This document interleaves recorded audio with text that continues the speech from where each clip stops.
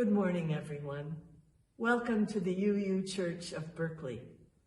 My name is Karen Elliott. I'm one of 8 worship associates at UUCB, and my pronouns are she, her, and hers. This is a welcoming congregation, and we are always working on how to welcome and care for one another better. Whoever you are, we welcome you in the fullness of who you are. We usually have in-person worship on Sundays at 11 a.m., but during these days when we must shelter in place, we're worshiping together on Facebook Live and YouTube. Now, please take a minute and prepare yourself and your space for the rest of our time together this morning.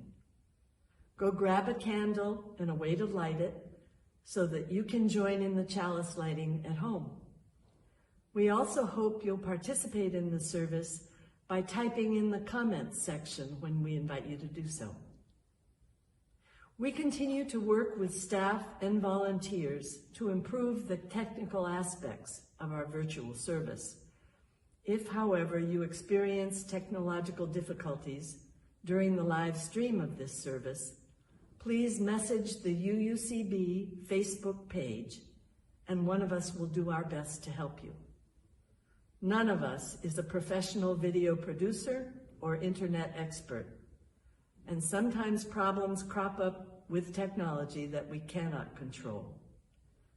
Nevertheless, we are glad to create space with you for all of us to connect deeply with the sacred and with one another.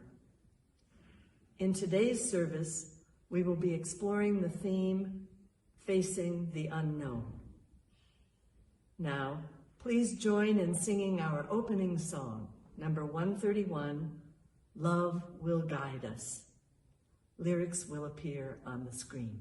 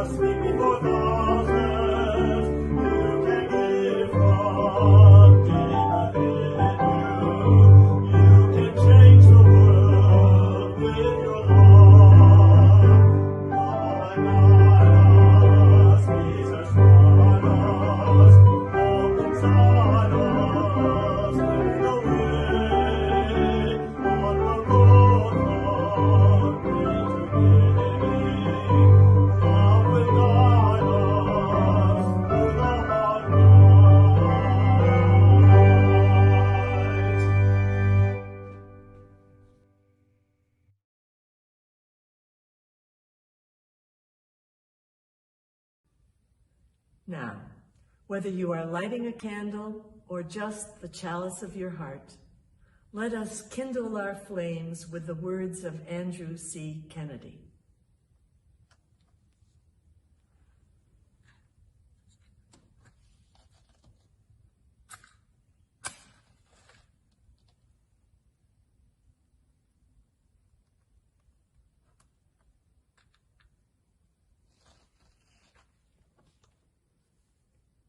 We come to love a church, the traditions, the history, and especially the people associated with it.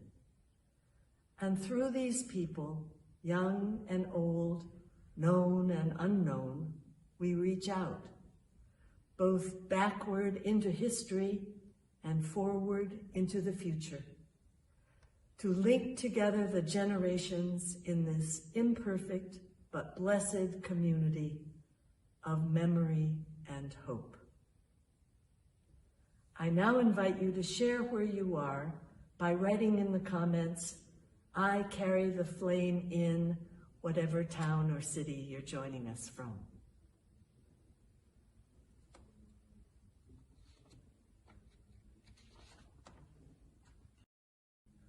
Please join me in saying our covenant. Love guides this church. The quest for truth and justice is its common purpose.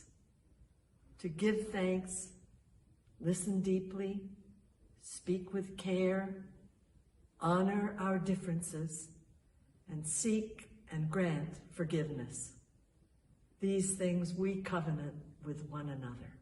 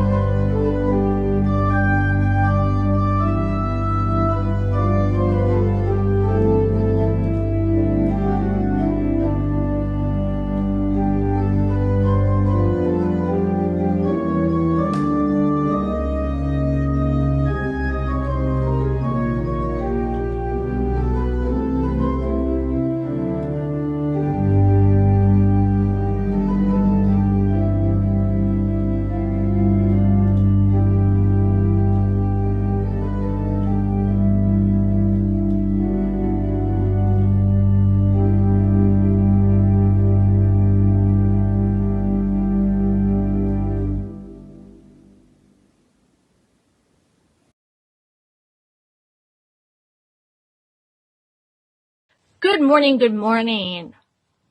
My name is Catherine Boyle. I'm honored to be the Acting Director of Family Ministry here at UUCB. My pronouns are she, hers, hers. And today I have a story for you about a tortoise.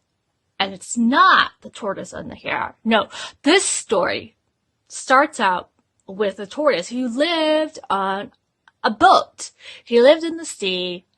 Instead of a parrot on the shoulder of a pirate, they had a tortoise. One day, there was this great big storm in the ocean, and the ship that the tortoise lived on shipwrecked, and the tortoise woke up the next day on a deserted island. Wow, that was quite a trip. And he woke up, and the tortoise was so hungry. So he looked around, and he saw that there was water on all sides of the island except for one. The landward side led up to this big, steep, craggy mountain.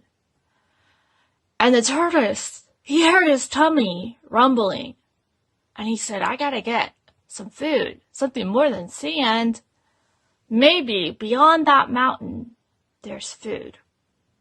So the little tortoise took his big legs and took off on his hike toward the mountain. And wouldn't you know, he made it. He got up to the snow-covered summit. He was freezing cold, but he made it.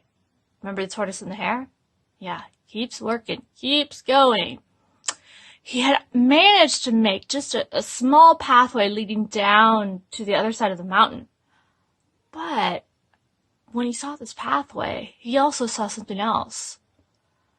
It was guarded by a giant monster that wouldn't stop shouting.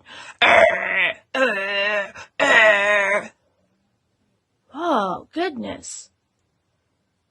Such a sight and sound, it almost scared the tortoise to death.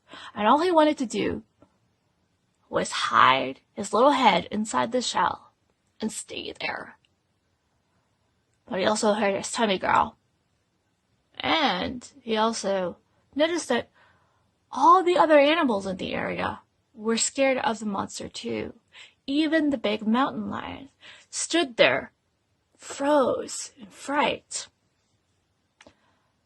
So the tortoise thought, everybody else is scared. If I go into my shell, nobody will stop this. Nobody will face this monster. So he took a deep breath, and he thought about all the things he had survived, including the shipwreck and the long, long hike up the mountain. And he said, I can do this. I'm going to go forward. So he took all his courage and moved down the path towards the monster. And the closer, though, the tortoise got, the more the monster changed its shape. And then, when he was almost upon the monster, the tortoise realized something. Hey, this monster wasn't a monster at all. It was just a great pile of rocks stacked up to look like a monster. And as for the scary sound, the tortoise realized that was just the sound of the wind blowing through a small cave. So the tortoise bypassed the monster, and he and all the other animals carried on and eventually descended down into the valley together, filled with food and friends. And from then on, the tortoise lived happily there and became known as the brave little tortoise. I want you to think about a time when you may have been scared like the tortoise. What did you do? Did your friends help? Did you help your friends when they were scared? I think this is a great story to show. Sometimes when we think about the future, things look very, very scary. But when we get there, they're not as scary as we once thought. Blessed be, my friends.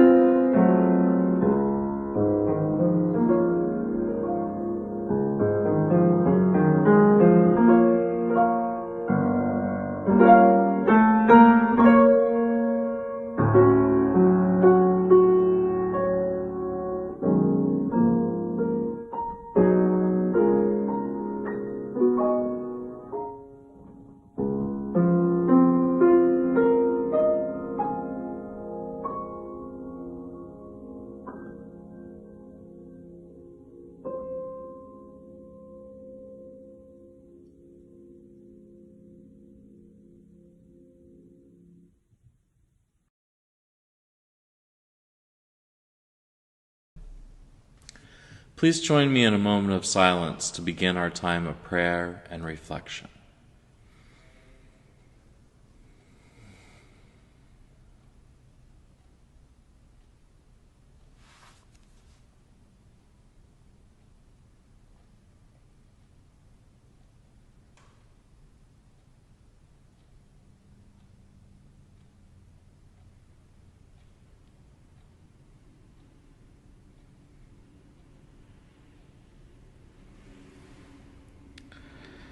This morning, we lift up our hearts with all those in our community who have joys to share. If you have a joy and appreciation a small or great celebration you would like to share, I invite you now to type it into the comments section. We'll take a few moments to do so.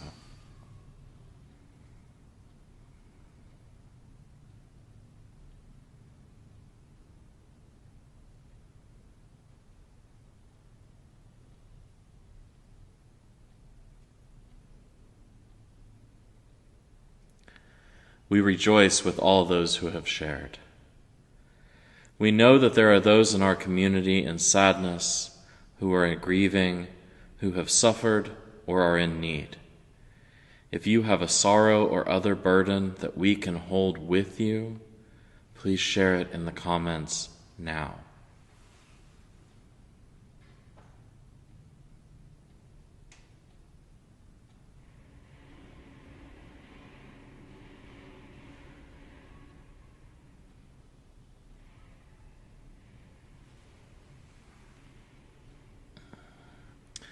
Together we hold all that has been shared. I want to share with you today these words from the Reverend Angela Herrera. She writes, "What do you do with the secret verses of your heart? With your need for redemption, the story without words, with paradoxical truths too private and nuanced to share that cannot be printed or spoken aloud. You weave their energy into a poem, carefully, carefully, over and under and through, luminescent strands that cannot be unteased until the poem is shot through with light from an unknown origin, and you whisper it into the dark. Breeze forms delivered into the deep." May all we have shared today be held by all of those in this community. Amen.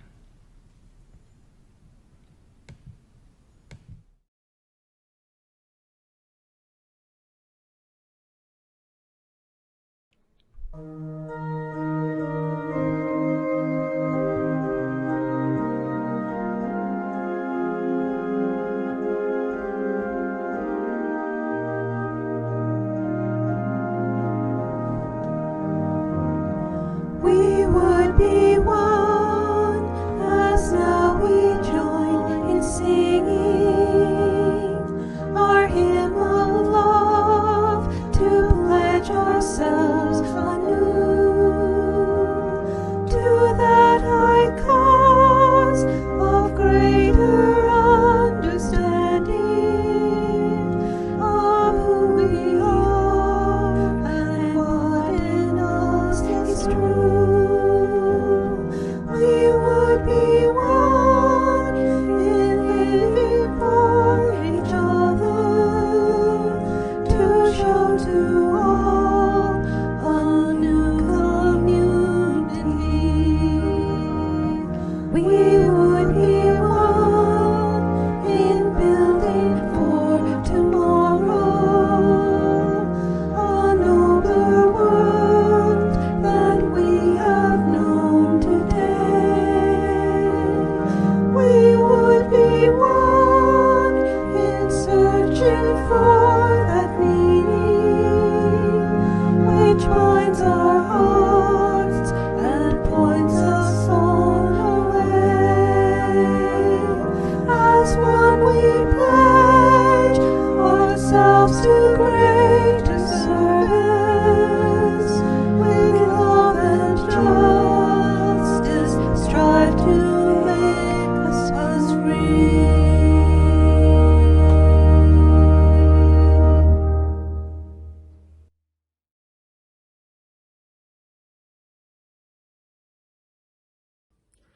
Our reading today is The Smallest, Biggest Number by Reverend Erica A. Hewitt, written on March 11th as the pandemic began to settle in the United States. She wrote, "I serve as pastor of a 60-member congregation in Maine, and every time I help decide whether the weather's bad enough to cancel worship, I know that someone's going to grouse. The same weather can elicit responses from, there's hardly any snow, to, I can't possibly clear my driveway. 60 people looking at the same roads don't just have different opinions, but also a multiplicity of perspectives. Most of the leaders I know are being forced to translate that decision-making pressure to an unknown, potentially lethal virus whose patterns we can neither predict nor fully yet understand as it makes its way through a country of nearly 330 million people. It's no wonder that those leaders are crumbling, not because of overblown fears of COVID-19, but because it's distressing to make decisions that have vast, almost unimaginable consequences for the people we love. Should we ask people to come to work? Should we still hold our event, knowing that participants will receive soul nourishment, but risk physical exposure? Should our family take this once-in-a-lifetime trip? Every should we is haunted by the ghost of what we'll wish we had known. Ethical culture leader Lois Kellerman has said that the smallest number in ethics is 2. I believe, moreover, that the most ethically driven decisions prioritize the most vulnerable members of any given community. Moral decision-making hinges not on the I, and not even on the interconnected web of we, but on the most fragile strands in the web. As our leaders make tough decisions, terrible by nature because there are no good decisions in the chaotic fear of what looms, our communities are being tested for their tolerance for uncertainty, as well as how much grace they choose to extend toward the leaders making those high-stakes but values-driven decisions. Our communities, bless them, hold them, keep them, are also beginning to absorb the lonely, painful cost of social distancing. If 2 is the smallest number in ethics, it's also the smallest seed of certainty, the way not to get lost. Because the ultimate test, when the fear and grief finally give way to clarity, will be knowing ourselves by how well we cared for one another.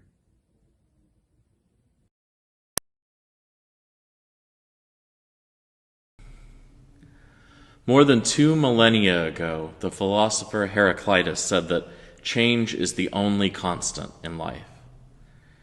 You cannot step in the same river twice because both you and it will have changed. And yet as humans, we also crave consistency, reliability, things we can trust will be the same every time. After all, there's a reason fast food chains exist, even if we bemoan their existence sometimes.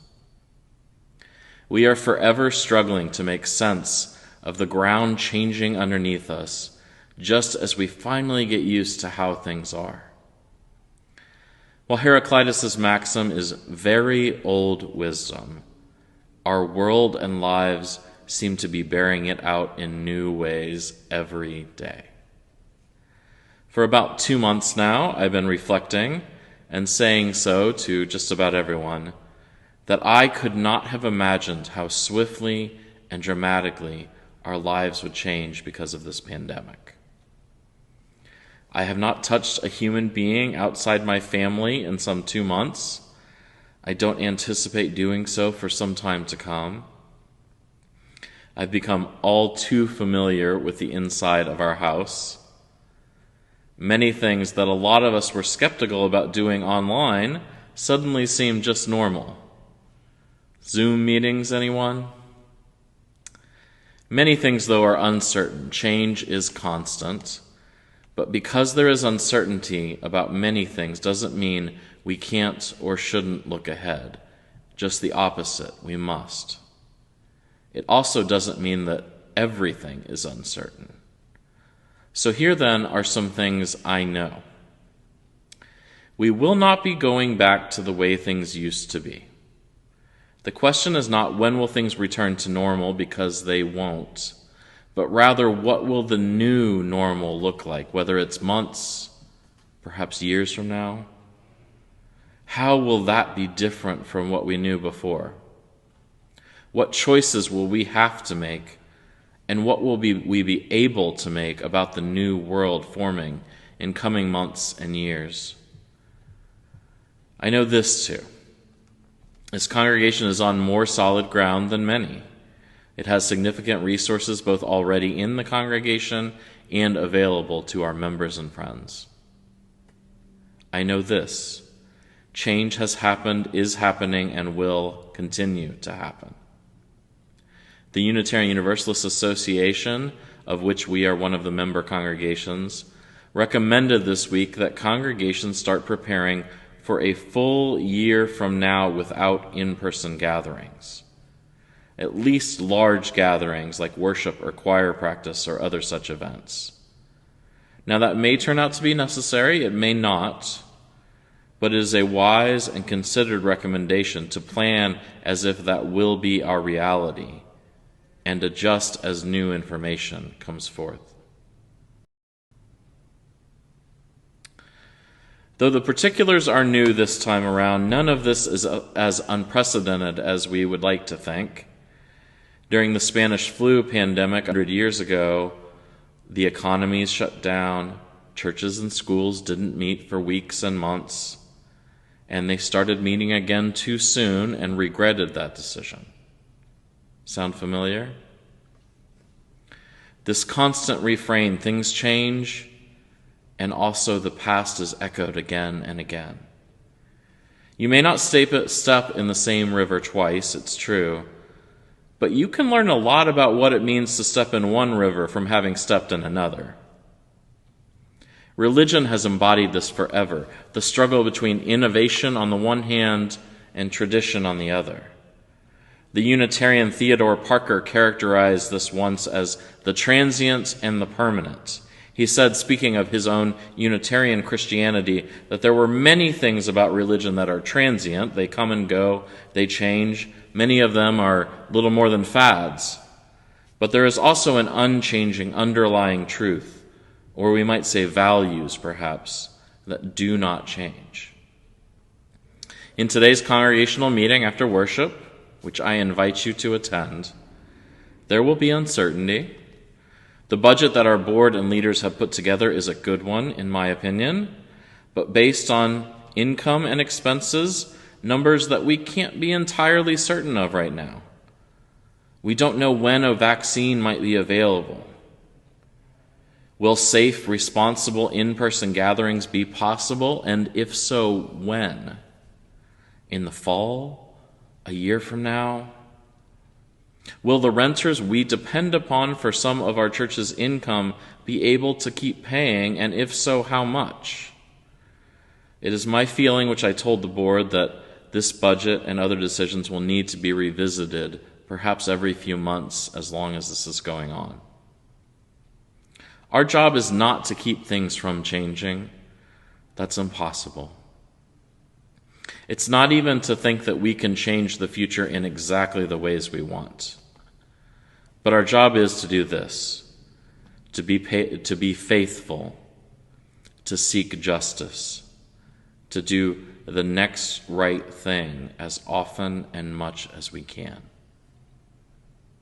What more could anyone ask of us? The future, ever-changing, is before us.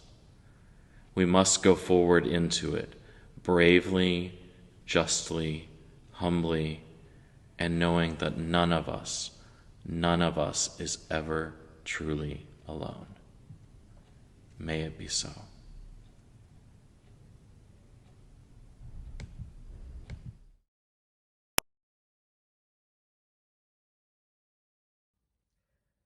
These days of sheltering in place continue to be challenging for all of us in different ways.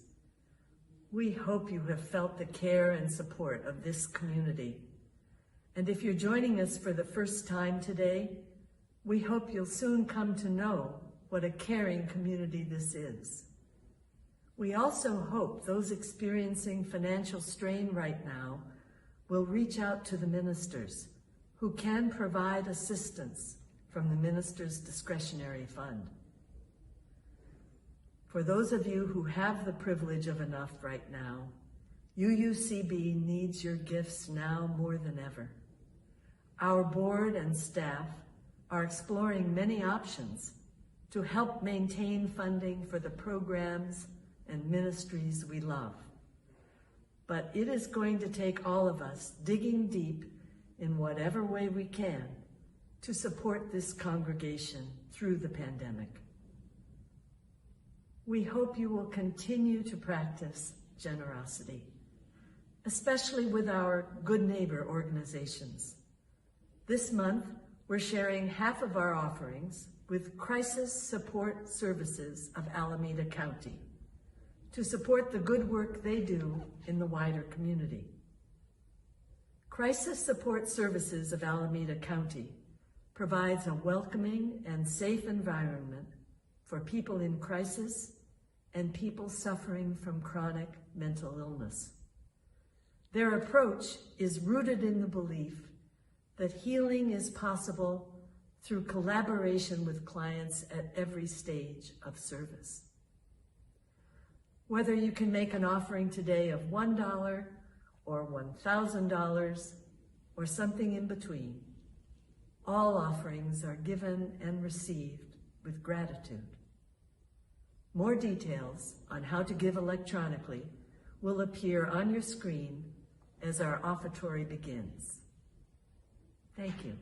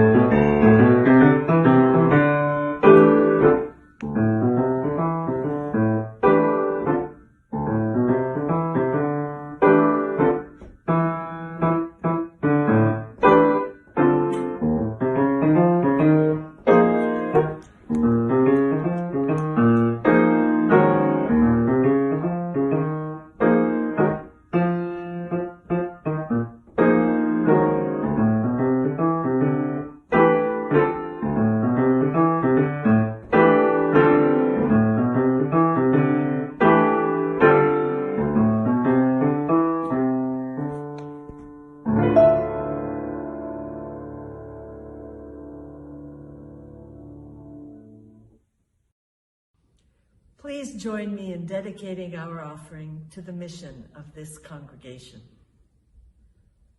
We dedicate our offering and ourselves to the mission of this congregation, to create loving community, inspire spiritual growth, and encourage lives of integrity, joy, and service.